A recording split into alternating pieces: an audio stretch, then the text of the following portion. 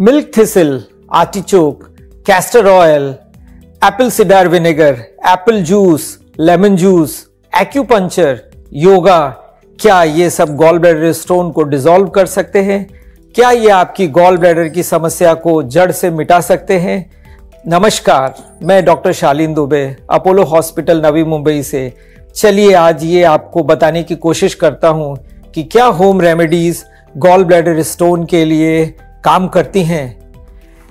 Late us have a clear understanding. एक एक चीज को एक बार देखते हैं। मिल्क थिसिल कैप्सूल लिवर को फायदा पहुंचा सकता है, बट गॉल स्टोन का बनना लिवर के डाइजेशन से डायरेक्टली रिलेटेड नहीं है।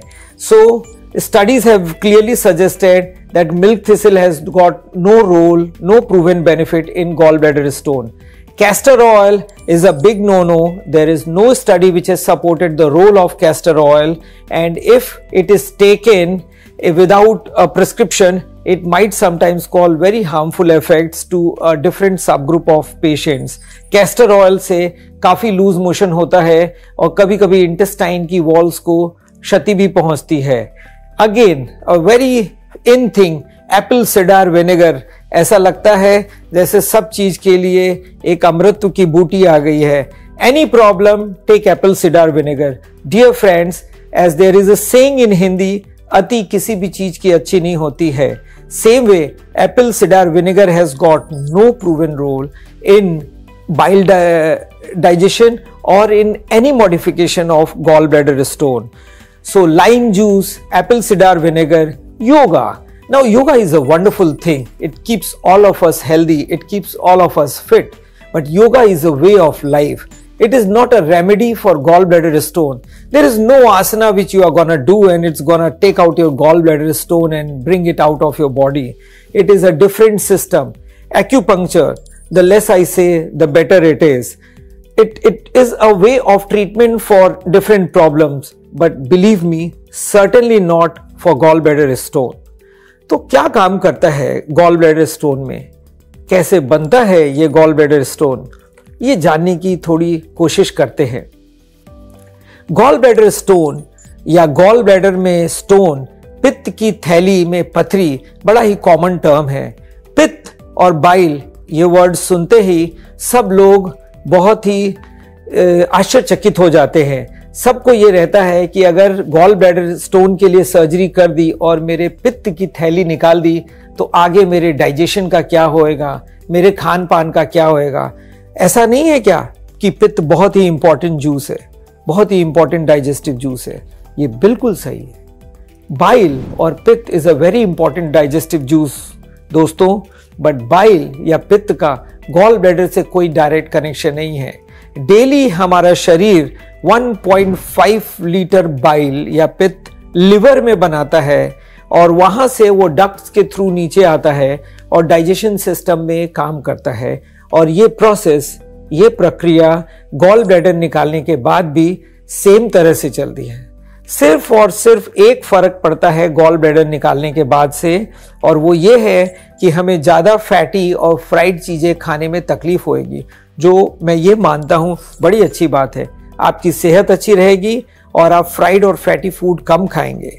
हम सबको ये मानना चाहिए कि गॉल ब्लैडर स्टोन्स ढेर सारे कॉम्प्लिकेशंस क्रिएट करता है, जिनमें से कुछ प्रमुख हैं जॉन्डिस, पैंक्रियाज में इन्फेक्शन जिसको पैंक्रेटाइटिस बोलते हैं, लंबे समय तक गॉल ब्लैडर में स्टोन। ये देखा गया है कि गॉल ब्लैडर कैंसर का कारण होता है, और gall bladder stone gall bladder या बाइल डक्ट में जो पित्त की नली है उसमें इन्फेक्शन करके कभी कभी जानलेवा इन्फेक्शन करता है। सही समय पे इसके लिए सलाह ली गई, सही समय पे इसके लिए एक एक्सपर्ट को आपने दिखाया है, तो अदरवाइज इसका इलाज बहुत सिंपल साधारण दूरबीन की सर्जरी है, जो कॉमनली लैप्रोस्कोपिक सर्जरी होता है, और ट्रीटमेंट केवल एक है, laparoscopic removal of gall bladder for gall stones.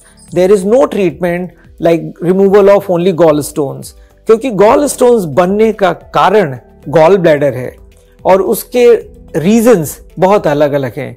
दोस्तों, ये सवाल बहुत कॉमनली पूछा जाता है कि डॉक्टर क्या हम अपने खाने पीने में कुछ ऐसा परिवर्तन कर सकते हैं, क्यों हमें गॉल ब्लैडर स्टोन हुआ, क्यों बाकी लोगों को नहीं होता है। तो इसका उत्तर बहुत सरल नहीं है। गॉल स्टोन्स या पित्त की थैली मल्टीफैक्टोरियल है। कई फैक्टर्स इंटरप्ले करते हैं हमें गॉल स्टोन बनने के लिए। अमूमन यह देखा गया है कि जो लोग बहुत फैटी फूड लेते हैं, अगर आप खाने पीने में ध्यान नहीं देते हैं, आप बहुत ही फैट की चीज़ें ले रहे हैं, और अगर आप हेरिडिटरी आपकी फैमिली में गॉल स्टोन्स की हिस्ट्री है, तो आपको गॉल ब्लैडर स्टोन होने के चांसेस ज़्यादा हैं। इंटेस्टाइन के इन्फेक्शन भी लॉन्ग टर्म में गॉल स्टोन्स का कारण बनते हैं। ब्लड की कुछ समस्याएं भी लॉन्ग टर्म में एक विशेष प्रकार का गॉल स्टोन बनाती हैं, जिनको हम पिगमेंट स्टोन कहते हैं। तो ये उतना सिंपल नहीं है, बट फॉर्चुनेटली साइंस और टेक्नोलॉजी और मेडिकल साइंस की तरक्की के कारण इसका इलाज काफ़ी साधारण है। समस्या वहाँ होती है जब हम ये मानते हैं कि हमारी पित्त की थैली बहुत ही इम्पॉर्टेंट है और हम इलाज के लिए देरी करते हैं और कॉम्प्लिकेशन लेकर के अपने डॉक्टर के पास पहुंचते हैं, या कोशिश करते हैं डिफरेंट होम रेमेडीज से उसको डाइजेस्ट करने की या उसको निकाल देने की। ब्लैडर स्टोन्स और किडनी स्टोन्स अलग अलग होते हैं, दोनों सिस्टम्स अलग अलग है। और ज़्यादा जानने के लिए इसके बारे में, जब भी आपको पित्त की थैली में गॉल ब्लैडर में स्टोन हो, तो अपने एक्सपर्ट को मिले, सर्जन की सलाह ले और उस हिसाब से आगे का इलाज करें। आप उस डिस्कशन के बाद ये डिसाइड कर सकते हैं कि क्या आपको इमीडिएट सर्जरी की आवश्यकता है या आप वेट कर सकते हैं।